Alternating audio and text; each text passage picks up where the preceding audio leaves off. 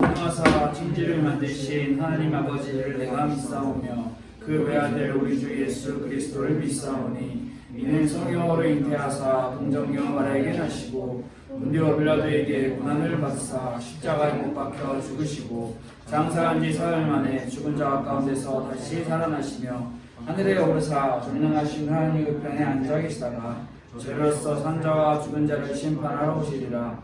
성경을 믿사오며 거룩한 공회와 성도가 서로 교통하는 것과 죄를 사하여 주시는 것과 몸이 다시 사는 것과 영원히 사는 것을 믿사옵나이다. 아멘. 오늘 우리가 함께 나눌 말씀은 마태복음 2장입니다.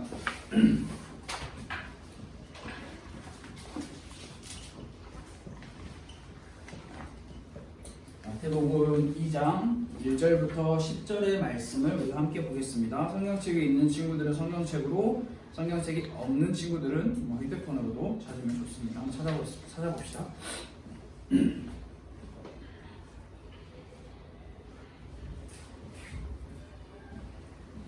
마태복음 2장 1절부터 10절 말씀 다 찾았으면 우리 한 목소리로 한번 읽어볼까요? 천천히 한번 읽어봅시다. 시작. 헤롯 왕 때 예수께서 유대 베들레헴에 태어나심에 동방으로부터 박사들이 예루살렘에 이르러 말하되 유대인의 왕으로 나신 이가 어디 계시냐? 우리가 동방에서 그의 별을 보고 그에게 경배하러 왔노라 하니 헤롯 왕과 온 예루살렘이 듣고 소동한지라. 왕이 모든 대제사장과 백성의 서기관들을 모아 그리스도가 어디서 나겠느냐 물으니 이르되 유대 베들레헴이오니 이는 선지자로 이렇게 기록된 바 또 유대 땅 베들레헴아 너는 유대 고을 중에 가장 작지 아니하도다. 내게서 한 다스리는 자가 나와서 내 백성 이스라엘의 목자가 되리라 하였음이니이다. 이에 헤롯이 가만히 박사들을 불러 별이 나타난 때를 자세히 묻고 베들레헴으로 보내며 이르되 가서 아기에 대하여 자세히 알아보고 찾거든 내게 보하여 나도 가서 그에게 경배하게 하라. 박사들이 왕의 말을 듣고 갈새 동방에서 보던 그 별이 문득 앞서 인도하여 가다가 아기 있는 곳 위에 머물러 서 있는지라. 그들이 별을 보고 매우 크게 기뻐하고 기뻐하더라. 아멘. 오늘은 이번 주를 사실 12월 달부터 보통 많은 우리 기독교가 이제 대림절, 대강절이라고 해서 이제 성탄절을 준비하기 한 4주 정도 앞서부터 이제 예수님의 탄생, 예수님의 다시 오심을 기념하고 또 그것을 기억하는 절기를 지켜요. 근데 이제 우리 교단과 우리 교회는 그걸 이렇게 지키지 않고 있지만 오늘 이 한 주, 이번 주 한 주는 우리가 한번 성탄에 대해서 조금 많이 생각해보는 그런 시간이 됐으면 좋겠다라는 생각으로 여러분들과 함께 말씀 조금 나누기 원합니다. 여러분이 알고 있는 성탄 그리고 제가 알고 있었던 성탄 한번 같이 비교해 보면서 우리가 생각을 해봅시다. 성탄은 단순히 12월 25일 예수님이 태어나셨다. 여기서 우리는 보통 많이 그치는데 사실 이 12월 25일이 성탄절이 제정된 것도 어떤 역사적인 기록에 나와 있는 거고 또 우리는 그 시대의 성탄절이 그러니까 쉽게 말하면 왜 성탄이라고 하는 그 일이 우리의 삶에 그리고 이 시대에 발생했는지 그런 것도 저는 청소년 여러분이고 그리고 우리 대학생들이라면 충분히 알아야 된다. 그냥 무턱대고 12월 25일은 성탄절이야 이게 아니어야 된다라고 생각을 합니다. 그래서 한 3가지 정도의 배경이 있는데 이 배경도 여러분들이 알고 있으면 참 좋을 것 같아요. 3가지적인 배경이 뭐냐면 첫 번째는 종교적 배경이고요. 순서는 크게 구분하지 않을게요. 그리고 두 번째는 문화적 배경이 있고요. 그리고 세 번째는 정치적 배경이 있습니다. 성탄에 대한 성탄에 대한 배경이라고 표현을 할 수 있어요. 자, 먼저 종교적 배경을 보면 어느 때였냐? 예수님이 베들레헴 땅에 태어나신 그때가 어느 때였냐? 유대교가 큰 자리를 잡고 있는, 다시 말하면 유일신 하나님을 섬기고 그들은 구약 성경에 예언된 대로 메시아를 간절히 기다리던 종교, 그 종교가 두루 사방으로 이렇게 퍼지고 있는 시대였고요. 그리고 문화적으로는 어떤 환경이 있냐? 우리가 언제 배우지? 헬라 문화, 뭐 그리스 문화 이런 걸 많이 배우죠. 이 헬라 문화, 다시 말하면 헬레니즘 문화가 이미 자리를 잡고 있는 시기, BC 2세기경 알렉산더 대왕을 통해 이루어진 세계 전역의 점령. 그것을 알렉산더 대왕이 세계 전역을 점령하면서 한 일이 무엇이었냐면 자신의 나라의 땅을 토지를 넓히는 것도 있지만 거기에서 그치는 것이 아니라 헬라 문화를 계속해서 퍼뜨렸어요. 그리고 헬라어라고 하는 언어를 계속해서 퍼뜨렸어요. 하나의 문화, 하나의 언어가 이렇게 사방으로 쫙 깔리고 있던 시기였고요.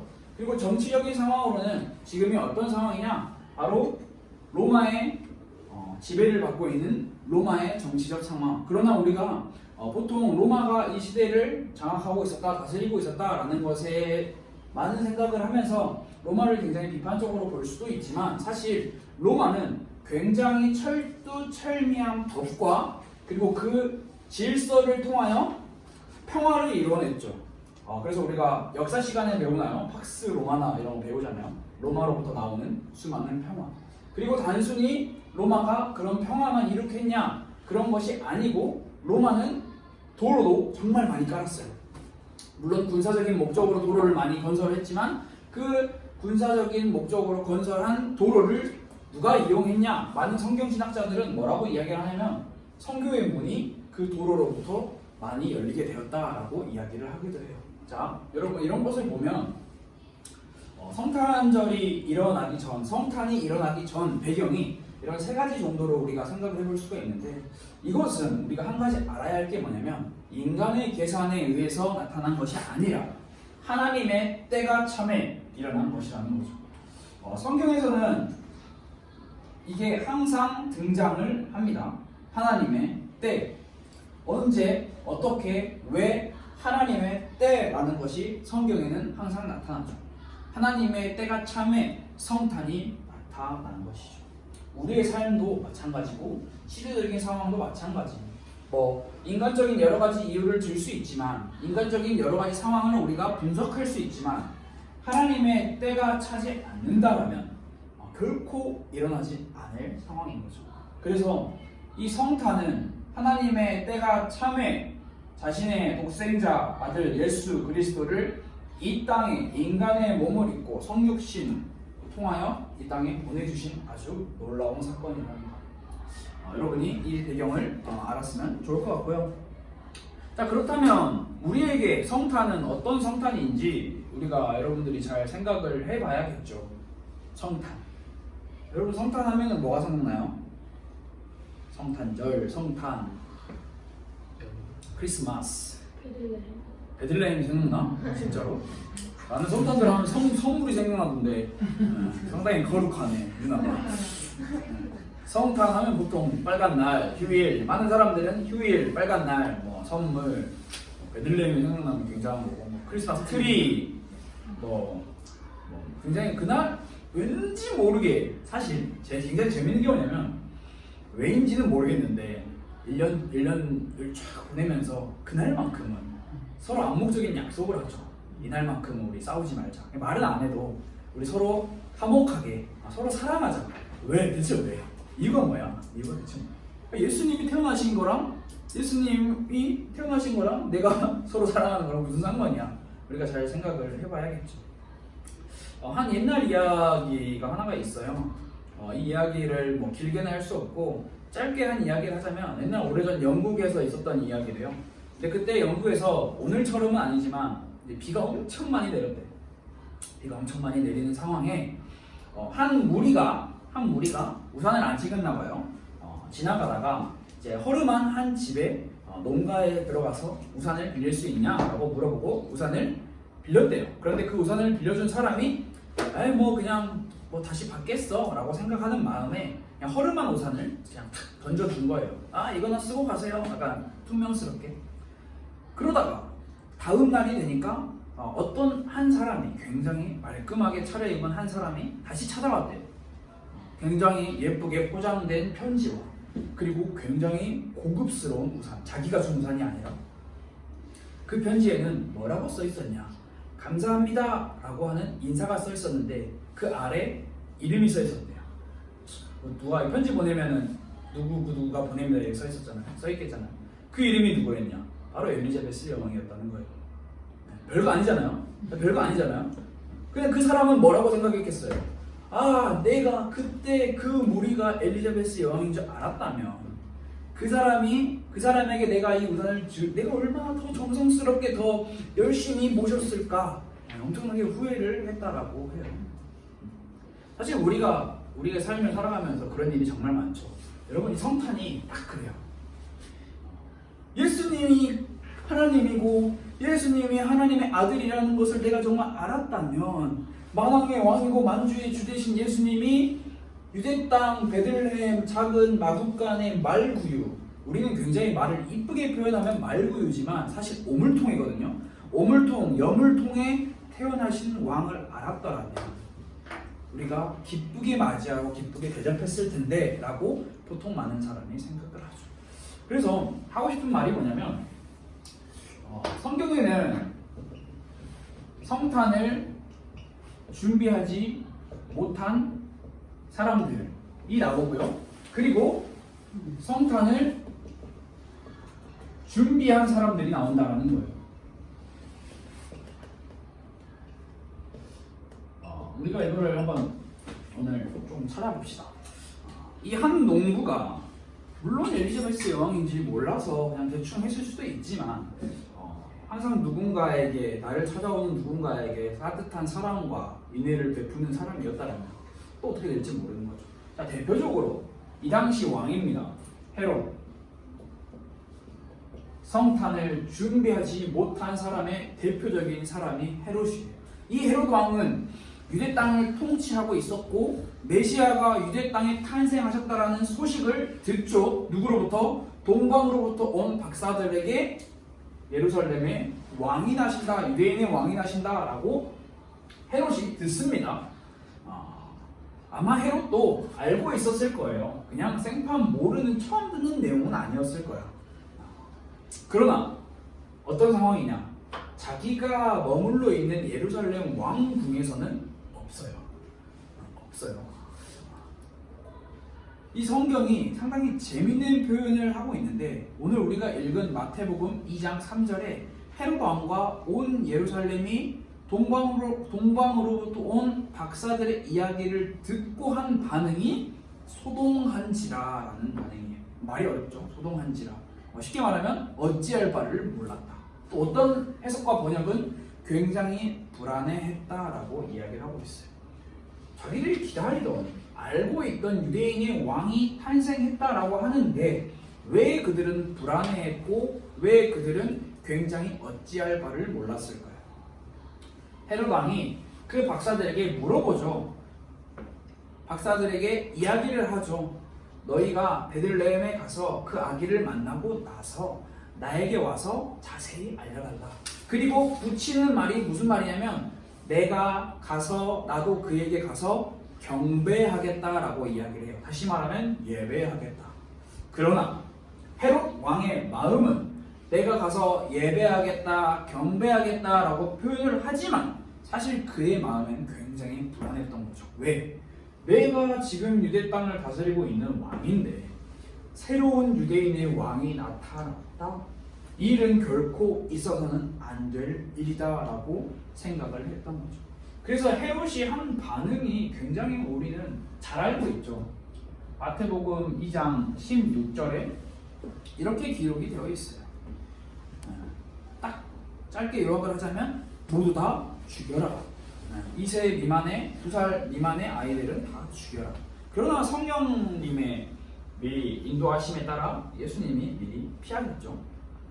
헤롯에게는 예수님이 오시는 성탄이 기쁘다, 구주 오셨네 라는 기쁜 소식이 아니라 이 사람은 자기에게 손해를 가져다 주는 사람이다 라고 생각을 했던 거죠.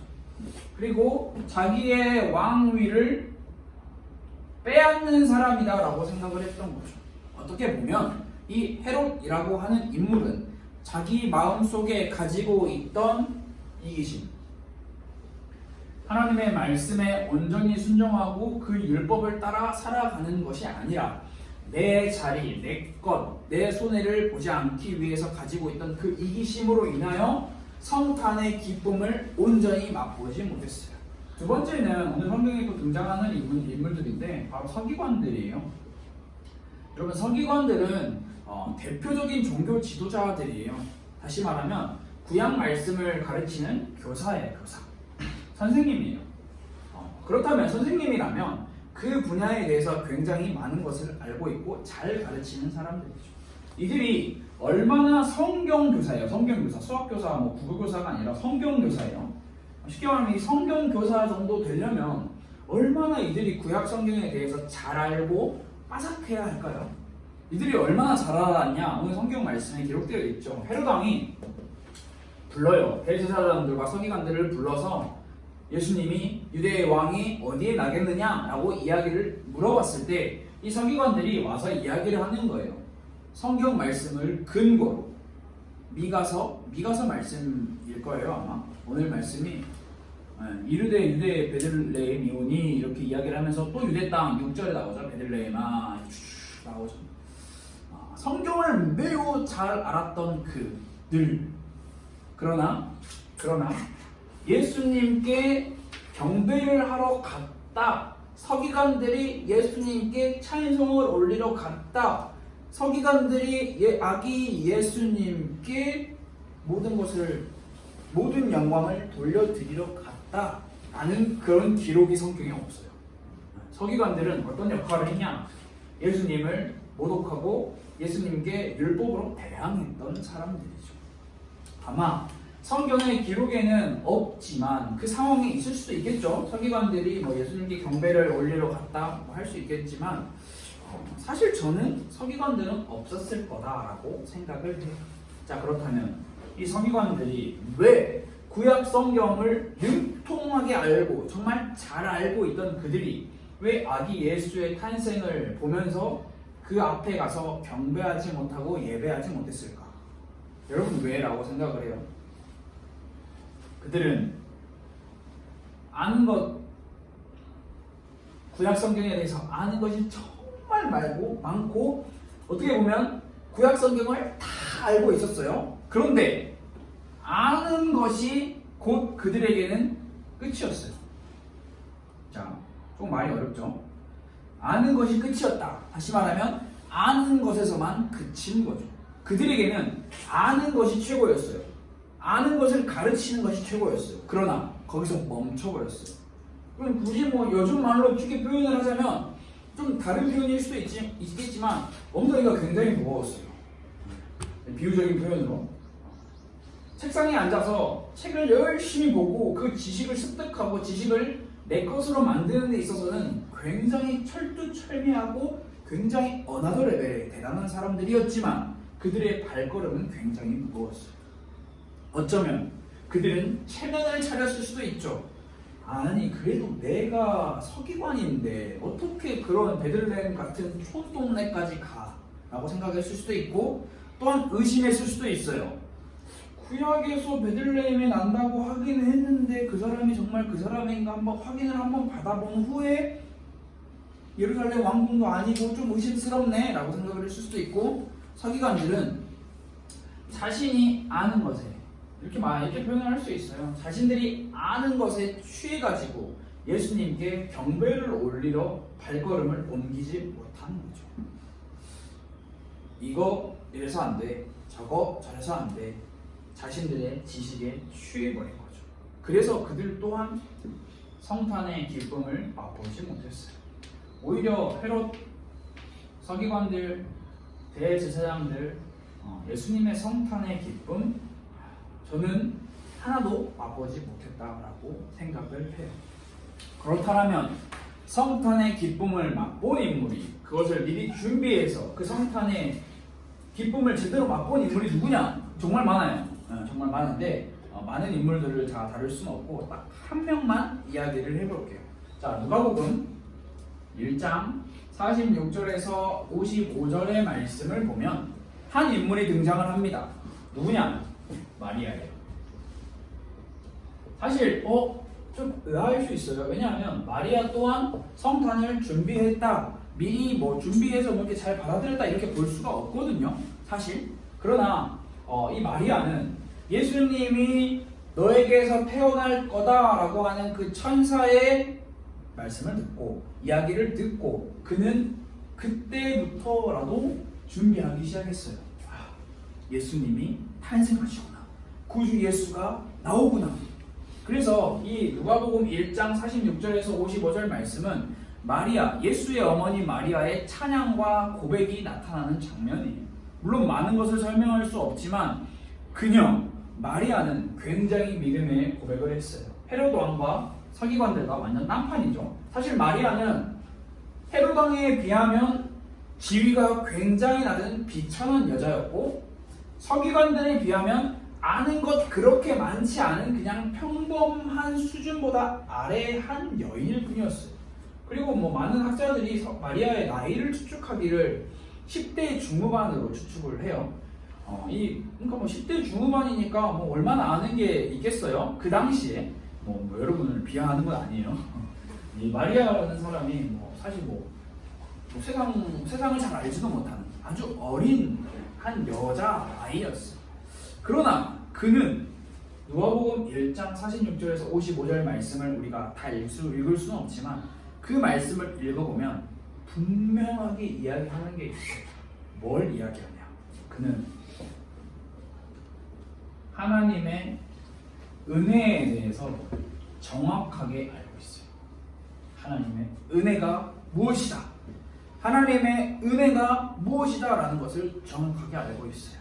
내 영혼이 주를 찬양하며 내 마음이 하나님 내 구주를 기뻐합니다 라고 고백을 하거든요. 그러면서 아브라함에게 약속하신 하나님이 우리를 기억하신 이스라엘 민족의 역사, 쉽게 말하면 성경을 하나도 모르는 게 아니라 하나님의 그 언약의 관점에서 하나님의 은혜를 정확하게 기억하고 있었던 거죠. 그래서 그에게는 감동이 있었고 경배가 있었고 기쁨이 있었고 감사와 찬양이 있었어요. 이들에게는 없었던 것들, 헤롯 왕과 서기관들에게는 없었던 감동, 경배, 기쁨, 감사, 찬양이 있었다라는 거죠. 사실 여러분 마리아라고 이름 세 글자 딱 들으면 어때요?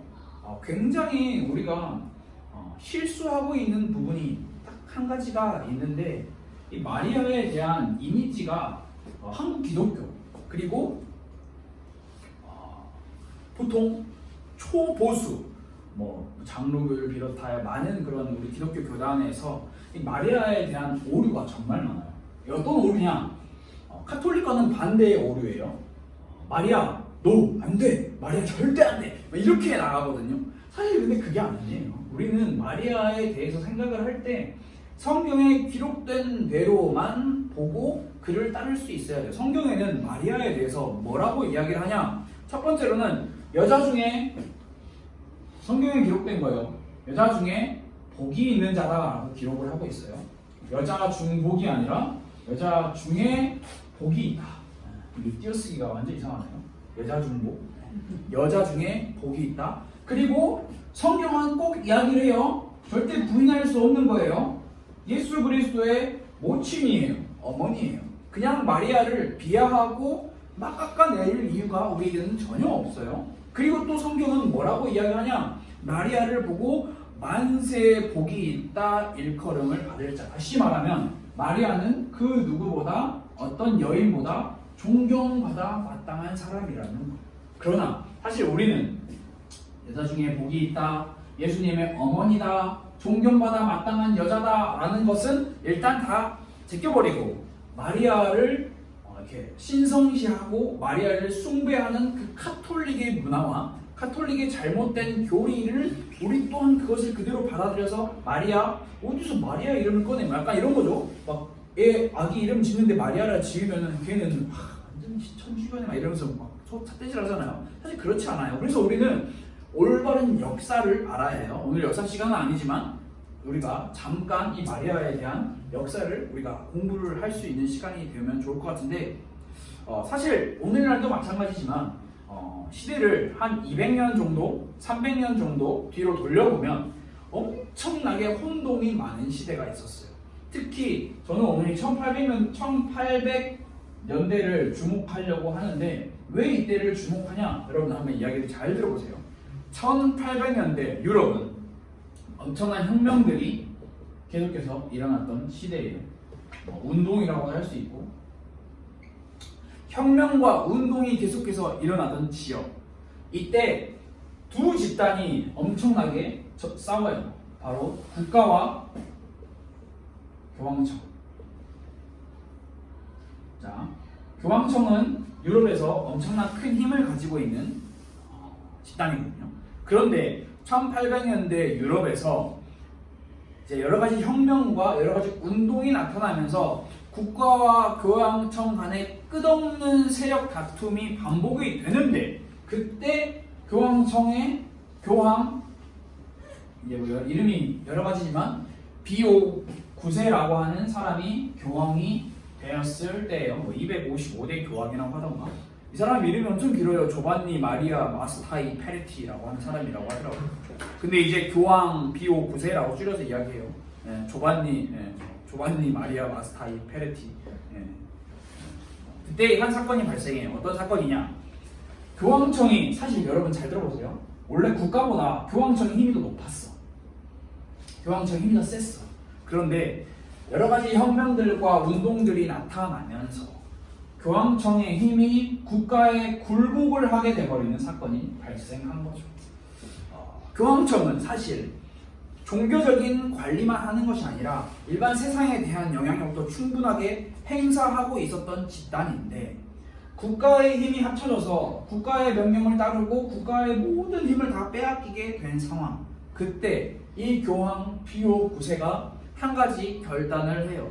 우리가 살면서 무슨 결단을 한 게 굉장히 중요한데, 이 사람이, 이 교황이 결단을 한 게 무엇이냐면, 자신이 잃어버린 세상의 힘, 그 권위, 내가 잃어버린 권위 다시 되찾겠다라고 이야기를 하면서, 무슨 이야기를 하냐? 내가 되찾을 거는 더 이상 세상의 권위로는 되찾을 수 없기 때문에 나는 영적인 신령한 권위를 되찾겠다.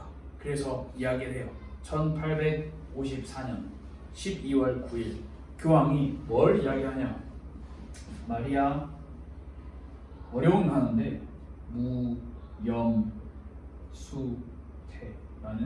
이야기를 해요.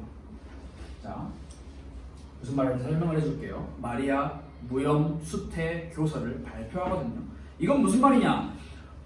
동정녀 마리아가 최초 예수님을 잉태한 그 순간부터 전능하신 하나님의 매우 스페셜한 은혜와 특별한 혜택을 입어서 인류 구주 그리스도 예수를 낳게 될 그 공로를 미리 고려하여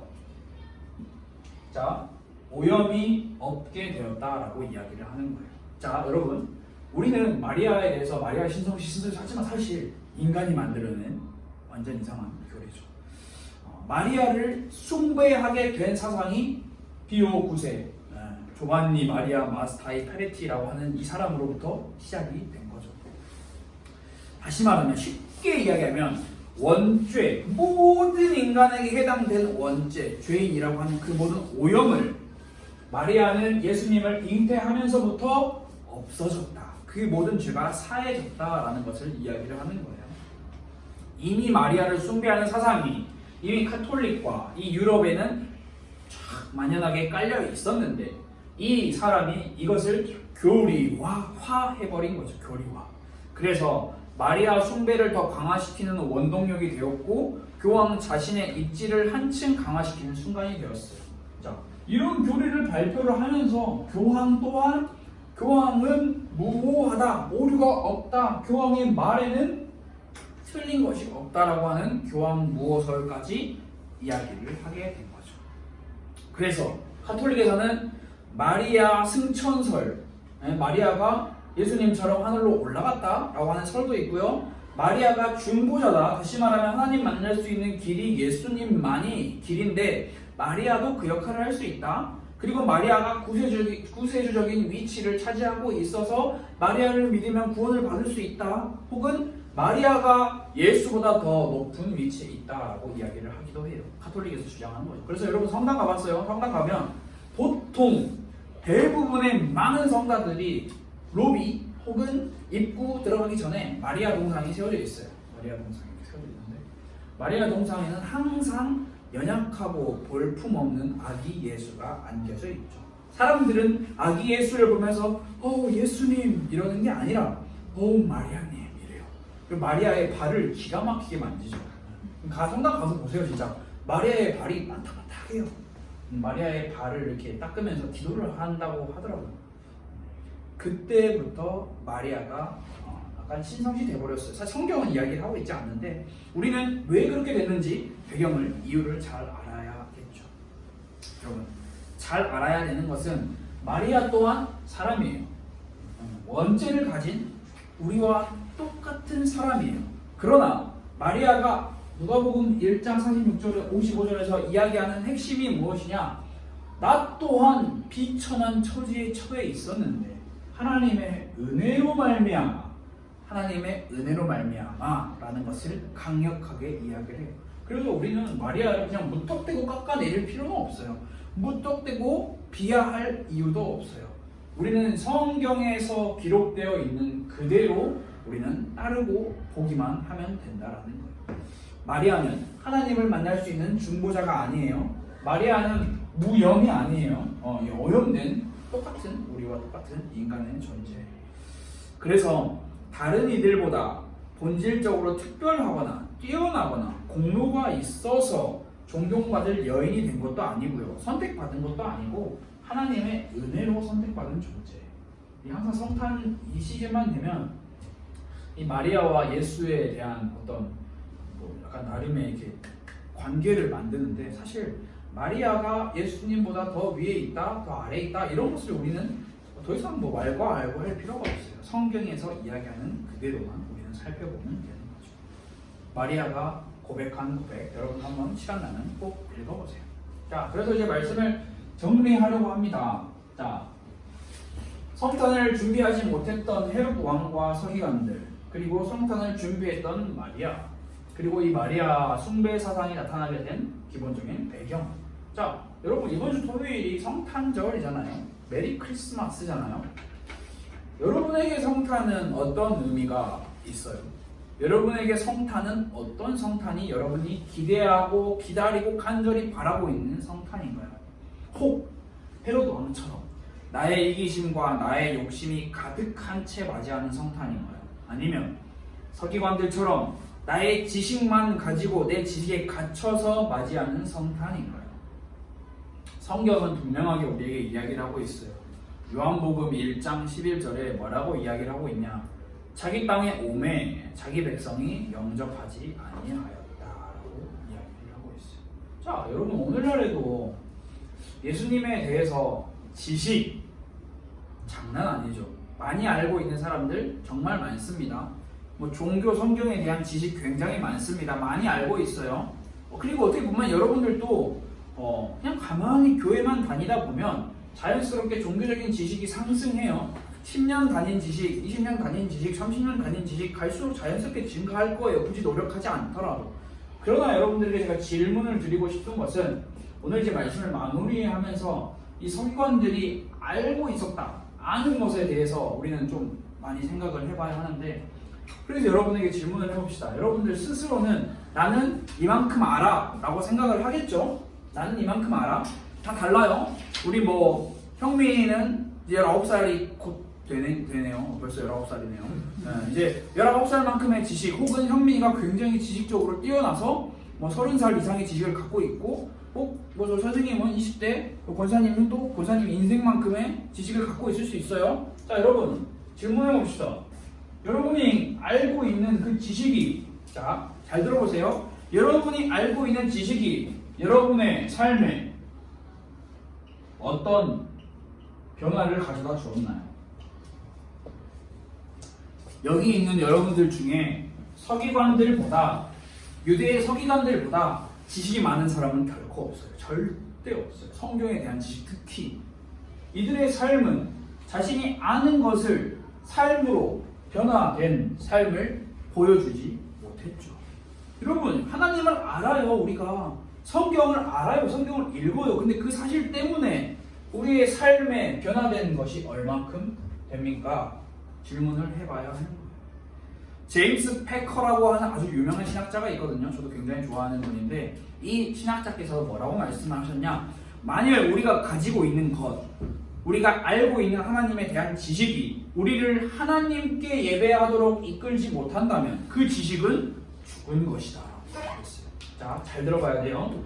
지식 좋아요. 아는 것 좋아요. 그러나 이 지식이 우리의 삶을 변화시키지 못한다면, 그러니까 다시 말하면 변화시킨다라는 것은 뭐냐면 내 기준과 내 수준에서 살아가는 것이 아니라 하나님을 위한 삶을 이야기하는 거거든요. 제임스 패커라고 하는 신학자는 우리가 가지고 있는 지식이 하나님을 예배하는데, 하나님을 경배하는데 우리의 삶을 변화하도록 이끌지 못한다면 그 지식은 죽은 거다라고 이야기를 했어요. 그래서 여러분 신앙은 아는 것에서 그치는 게 아니라는 거죠. 신앙은 안다고 해서 다 끝나는 게 아니에요. 지식으로 끝나는 신앙은 매우 위험한 신앙이라는 거죠.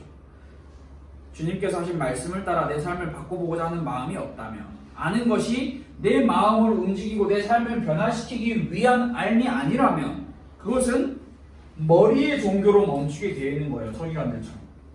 이들이 가지고 있는 건 머리의 종교. 머리만 뒤딱 커요. 그런데 그들의 삶은 예수님께 찾아가 경배하지도 엎드리지도 메시아가 오셨다라는 것을 기쁨으로 맞이하지도 못했죠. 그래서 다시 말하자면 여러분, 행동과 안, 다시 말하면 지식과 행동은 따로따로 생각할 수 있는 게 아니에요. 연결되어 있는 거예요. 이게 아주 순환되는 거예요. 지식을 가지고 있으면 행동을 하게 돼 있고, 행동을 하게 돼 있으면 지식을 구하게 돼 있어요. 암과 행동은 연결되어 있는 거예요. 알면서 그치는 게 아니에요.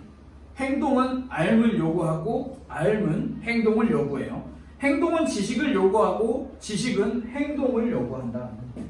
그래서 많이 알고 있지만 행동하지 않는 사람은 하나도 모르는 사람이에요. 사실. 그래서 여러분들이 이 이야기를 왜 하냐면 성탄에 대해서 여러분들이 얼마나 알고 있냐라는 거예요. 성탄이 여러분이 생각하고 여러분이 알고 있는 그 성탄이 얼마나 행동으로 나타나냐는 거예요. 5일 남았죠. 월, 화, 오늘이 아직 있으니까 일, 월, 화, 수, 목, 금 6일 남았네요. 금 12시 넘어가면 성탄절이죠. 성탄절은 이 세상에서 우리에게 주어진 가장 놀라운 사건이에요. 가장 놀라운 사건. 여러분이 서울대를 가는 것보다, 여러분이 하버드를 가는 것보다, 여러분이 주식 막 떼부자가 돼가지고 막 50억, 60억, 막 몇십 조를 벌어들이는 것보다 놀라운 사건이 성탄이에요. 그러나 우리는 성탄이 사실 우리의 삶에서는 그렇게 놀라운 사건이 아니죠. 왜? 뭐 예수님 태어나셨네. 예수님 태어나셨으니까 뭐 그냥 우리 서로 사랑하자. 왜 예수님 태어나셨는데 우리가 서로 왜 사랑해요? 사실 마음도 없으면서, 행동도 없으면서. 이것보다 놀라운 사건은 없어요. 성탄보다. 성탄은 무엇과 직선적으로 연결이 되어 있죠. 성탄은 십자가와 연결이 되어 있죠. 뗄래야 뗄 수 없는 관계. 여러분, 이번 주에 특별히 성탄에 대해서 여러분들이 많이 생각을 해봤으면 좋을 것 같아요. 성탄은 단순히 선물을 받는다, 빨간 날이니까 우리 서로 화목하자, 평화를 이루자, 우리가 서로 사랑하자, 이 정도의 수준이 아니에요. 성탄은 우리 인생뿐만 아니라 이 세상에 가장 놀라운 사건이라는 거예요. 그래서 여러분들이 정말 성탄에 대한 지식이 올바르게 가지고 있다면 결코 헤로드 왕처럼 이기심으로 사로잡혀 있는 게 아니라, 서기관들처럼 아는 것에서만 끝나는 게 아니라 마리아처럼 이야기를 하게 돼 있어요. 나처럼 비천한 볼품없는 사람을 하나님의 은혜로 말미암아 나를 구원해 주셨다. 그 감사가 필요한 거죠. 다짜고짜 여러분에게 자, 이번 주는 성탄절이니까 여러분 감사하세요, 이게 아니에요. 여러분들이 잘 생각을 해보세요. 성탄으로 인한 예수 그리스도의 기쁜 소식 복음으로 인한 감사가 나한테 있는지 없는지. 내가 뭐 성적이 100점 맞아서 1등급이 나와서의 감사 여러분들 다 있잖아요. 저도 알아요. 그 감사는 있는데 예수님이 이 땅에 나를 구원하러 오셨다라는 것에 대한 감사가 얼마나 희박한지, 얼마나 희미한지 우리가 잘 생각을 해봐야 하는 거죠. 그 은혜에 대한 감사, 약간의 감사, 희미한 감사부터 여러분들이 감사를 회복하는 시간이 되었으면 좋을 것 같아요. 여러분, 또 일주일 지나면 2022년이에요. 지식은, 여러분이 1년 동안 쌓아온 지식은 여러분의 삶에서 행동하지 않는다면 그 지식은 없어요. 죽은 거예요. 그 지식은 하나님을 예배하고 하나님을 경배하기 위한 지식으로 이어지지 않는다면 우리의 지식은 사실 아는 것에서 그쳐버린 서기관들과 마찬가지겠죠. 내가 많이 알고 있다 해서 구원 받는 게 아니에요. 내가 높은 자리에 있다 해서 구원 받는 게 아니에요. 마리아처럼 내 처지를 정확하게 알고 내 처지에 주신 하나님의 그 말로 다 표현할 수 없는 놀라운 은혜를 깨달아야만 구원을 받을 수 있는 거죠. 이런 거는 역사적인 사실이니까 여러분들이 그냥 넘어가도 좋은데 잘 여러분들이 여러분의 신앙을 잘 점검을 해보았으면 좋을 것 같아요. 내가 맞이할 성탄 아직 늦지 않았어요. 이번 주 동안 한번 생각을 해보세요. 성탄. 예수님의 오심이 나랑 무슨 상관이지? 아무 상관이 없네. 근데 교회를 왜 와요? 올 이유가 없죠. 성탄. 예수님이 아기 예수님이 태어나셨네. 아기 예수. 잘 여러분이 뭐 여러 가지 방향이겠지만 여러분의 머리를 여러분의 그 지식을 기대하겠습니다. 그래서 이번 주 토요일이죠. 토요일 날 행복한 날이네요. 토요일, 일요일 연속으로 교회를 오게 됐네요. 토요일은 10시 반. 토요일 10시 반은 여기서 아니고 지하 본당에서 특별한 상황이 없으면 코로나 이슈로 인한 특별한 상황이 있지 않는 한 토요일 날 12월 25일 성탄 감사 예배를 우리가 모든 전교인이 함께 모여서 하나님께 영광으로 돌려드리게 됩니다. 그래서 여러분들이 이거 알고 한번 기도 제목도 한번 작성해보고 하나님께 감사하는 마음도 한번 작성해보는 시간이 되었으면 좋을 것 같아요. 우리 시간 함께 기도하겠습니다. 하나님 감사합니다. 우리에게 찾아오신 성탄의 기쁨, 우리에게 하나님의 그 사랑과 놀라운 구원의 역사를 이루시기 위해 인간의 몸을 입고 이 땅에 오신 그 성탄에 대한 감사, 하나님 우리가 이번 주 한 주간 동안 그 기쁨과 감사를 회복하기 원합니다. 비천한 자에게, 죽을 수밖에 없었던 자에게 찾아오신 그 하나님의 은혜를 고백한 마리아의 고백처럼 우리의 이번 주 한 주가 우리의 그리고 일평생의 우리의 삶이 그 하나님의 은혜에 대해서 정말 감사하고 또 감사하고 그 감사를 행하는 삶이 우리 안에 일어날 수 있도록 주님 인도해 주옵소서. 우리 안에 강팍한 마음, 우리 안에 교만한 마음, 우리 안에 이기적인 마음 하나님 치유하여 주시고 하나님의 은혜로 모두 다 녹여 주시옵소서. 살아계신 예수 그리스도 이름으로 기도드렸습니다. 아멘. 우리 함께 주기도문으로 우리의 예배를 마치도록 하겠습니다. 하늘에 계신 우리 아버지여, 이름이 거룩히 여김을 받으시오며 나라가 임하시오며 뜻이 하늘에서 이루어진 것 같이 땅에서도 이루어지이다. 오늘 우리에게 일용할 양식을 주시옵고 우리가 우리에게 죄 지은 자를 사하여 준 것 같이 우리 죄를 사하여 주시옵고 우리를 시험에 들게 하지 마시옵고 다만 악에서 구하시옵소서. 나라와 권세와 영광이 아버지께 영원히 있사옵나이다. 아멘.